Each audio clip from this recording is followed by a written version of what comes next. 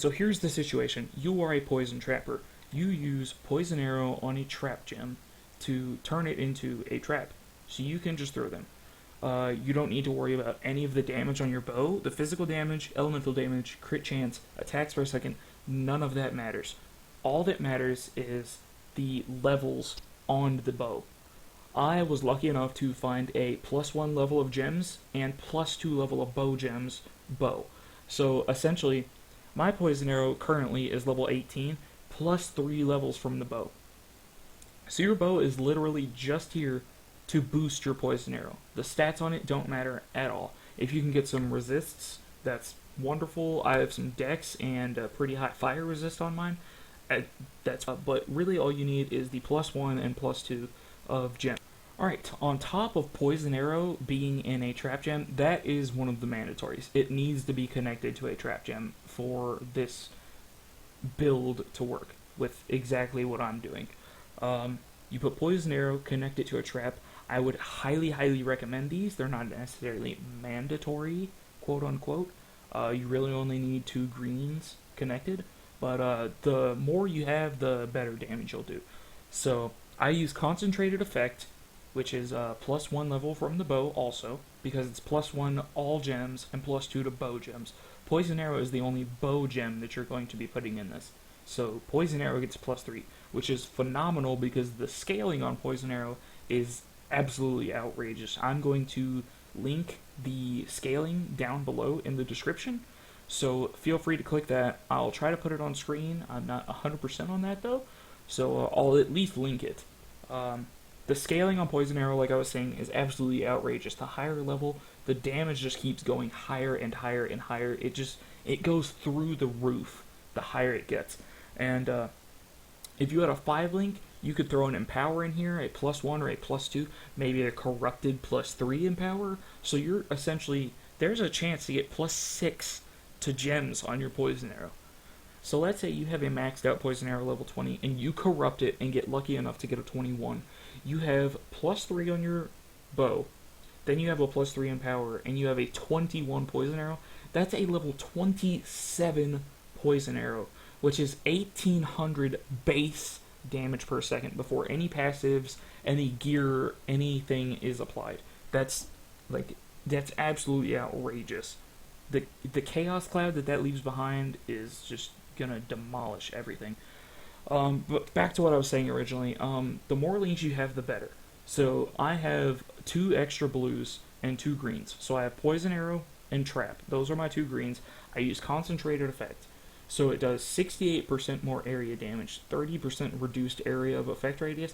So the poison arrow cloud that it leaves behind is going to be 30% smaller, but do 68% more damage. That's pretty darn awesome. But then I also use increased area of effect with 11 quality. If you could get a 20/20 increased area of effect, that's even better. This already is 37% increased area of effect radius, whereas concentrated effect is 30% reduced. So I'm already getting 7% increased area of effect just by having those in there. Whew, okay, that was good. 937. That's a good pause. Went there for a while.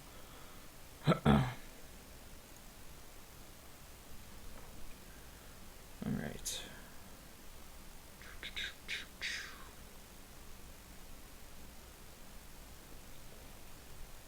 Alright, along with increased area effect and concentrated effect, if you could possibly manage to get your hands on a 5 link, like I was mentioning earlier, throwing an empower in here would be phenomenal. It would increase not only the level of poison arrow, but all of the things connected to it. So trap would be higher, which does more damage the higher level it is.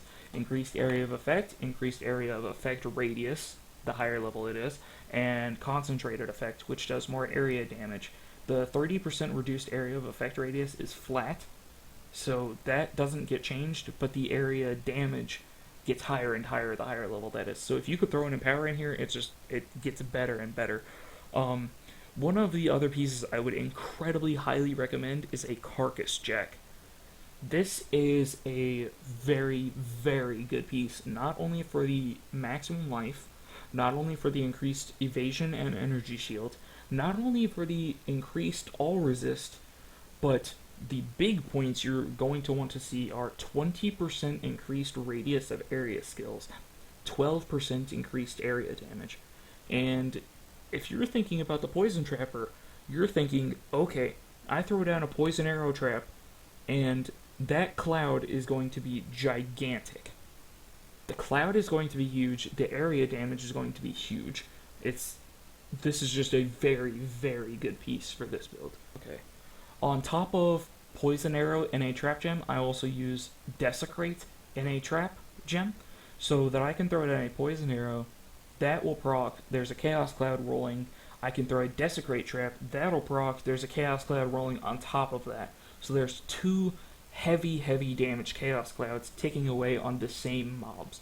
And it's just absolutely phenomenal. Another one of the very, very good things about chaos damage, especially on these chaos clouds that you're going to have, there's a huge radius of area effect on them. And on top of that, they completely ignore energy shields.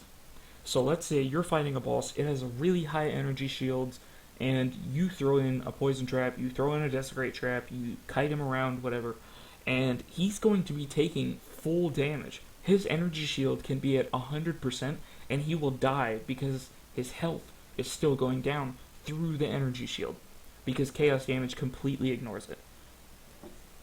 Also, if you're having any issues with survivability, I personally incredibly highly recommend this. I use a cast when damage taken. The reason you're probably like, oh my gosh, that's level 1, what are you doing? Level that up.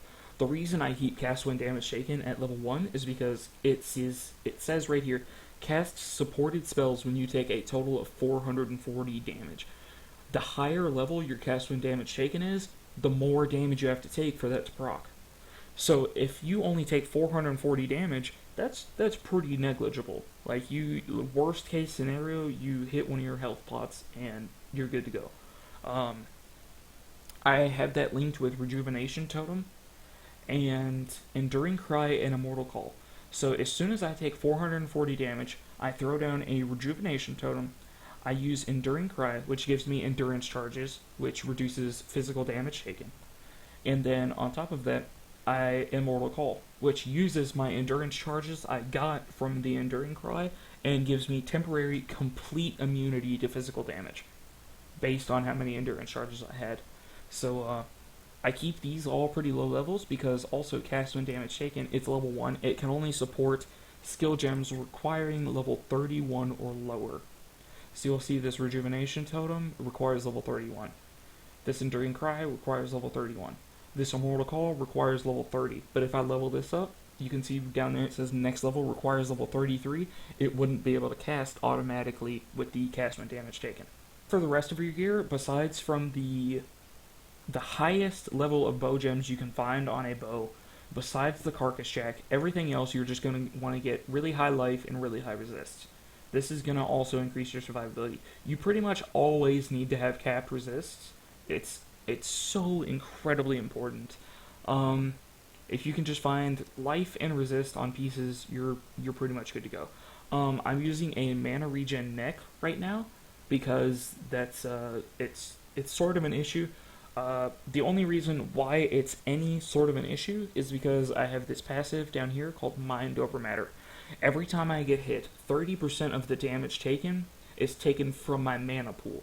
So let's say I get hit for 100, 30 is going to be drained from mana, and then I'm going to take 70 damage from my health. So if you have a really good mana regen, then your health pool is essentially way higher than it actually is, because you're never going to run out of mana, and damage can just continually be taken from the mana before it's taken from your actual health. For the auras, I run Grace, which grants evasion to me. It gives 1866 additional evasion rating, and that's not exactly very high, but keep in mind it's only level 18. I have no quality on it, so it can get much, much higher. I have that, by the way, linked with reduced mana, so the mana it reserves, it's down to 43%. I believe it's 50% on Grace. 60% on Grace mana reserved, but you link it with a reduced mana, it only reserves 43% mana now. I also use Clarity, just because that goes hand in hand with the Mind Over Matter. I can take more damage, I have higher mana regen, I can take more damage from the mana pool before it starts draining actual health. So I run Clarity just to help with that. Aside from that, you're really never going to have mana issues. It costs 117 mana to throw a Poison Trap, 80 mana to throw a Desecrate Trap. 80 mana. If I were to hypothetically get a 6-link bow, which is the best you can get, I would put Empower and I would throw Desecrate in there. Why would I do that? Not only would Desecrate be buffed from the Empower and the +1 gems from my bow, but I would save all of these slots in my Carcass Jack. I'm using Increased Area Effect, Concentrated Effect, Trap, and Desecrate. My Carcass Jack is only a 4-link. That would be even better if I could get a 6-link. Then I could use Detonate Dead. Why is that so good? Because I throw down a Poison Trap, it has a really fat Chaos Cloud going on.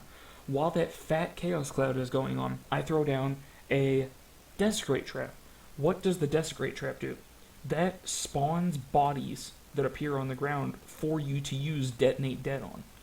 So I throw down a Poison Arrow Trap, it procs, there's a fat Chaos Cloud just ticking away on everything. I throw down a Desecrate Trap immediately after that, there's a Chaos Cloud. Not only is there a Chaos Cloud, there's 2 Chaos Clouds now ticking away on everything, but it also spawns bodies on the ground which you can use Detonate Dead on. And that just does huge area damage. And the scaling on Detonate Dead is also very solid.